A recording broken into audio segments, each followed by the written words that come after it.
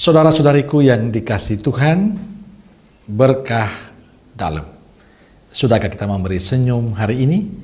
Kamis 6 Juli 2023. Mari kita awali permenungan kita dengan tanda kemenangan Kristus. Dalam nama Bapa dan Putra dan Roh Kudus. Amin. Permenungan kita diambil dari Injil Matius bab 9 ayat 1 sampai 8.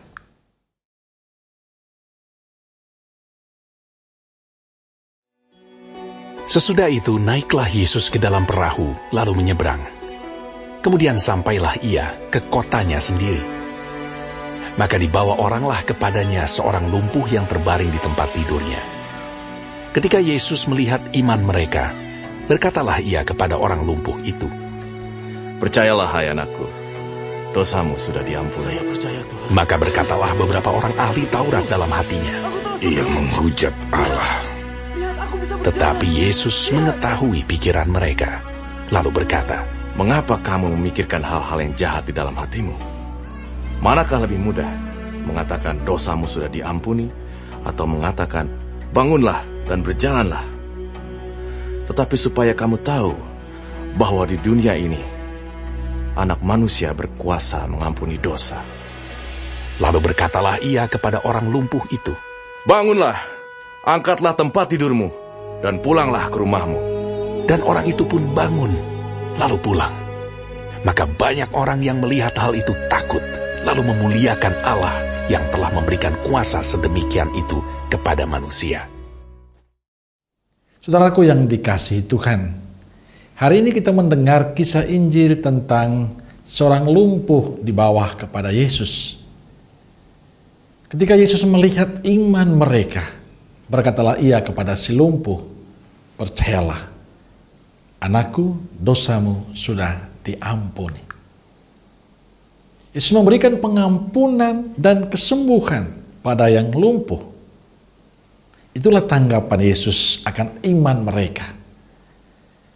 Di sana kita melihat kepedulian Yesus pada yang menderita. Perhatian Yesus pada yang mengalami kesusahan. Tapi kita juga melihat apa yang dilakukan Yesus justru dinilai sesuatu yang negatif oleh orang-orang Farisi. Menurut mereka, Yesus menghujat Allah.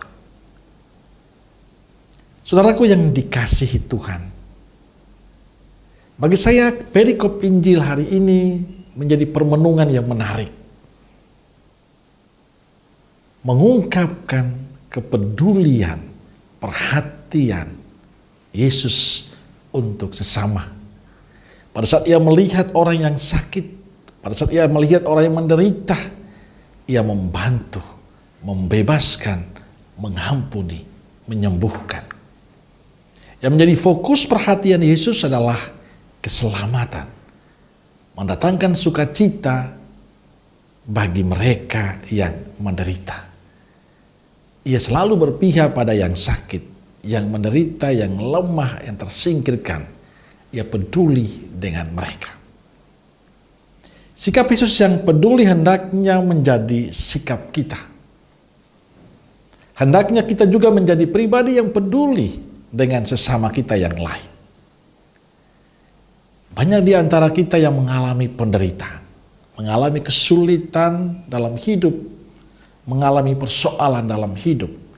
Mereka membutuhkan perhatian dan cinta kita. Pertanyaannya adalah, beranikah kita memberi hati untuk mereka? Beranikah kita melakukan sesuatu untuk mereka? Kitalah yang bisa menjawabnya. Dan saya percaya, dikala kita melakukan sesuatu untuk mereka, ada berkat yang kita terima dan mereka dapatkan. Amin. Semoga Allah yang Maha Kasih memberkati saudaraku sekalian, Bapa, Putra, dan Roh Kudus. Amin. Roh Kudus Nazaret, doakanlah kami. Amin. Berkah dalam.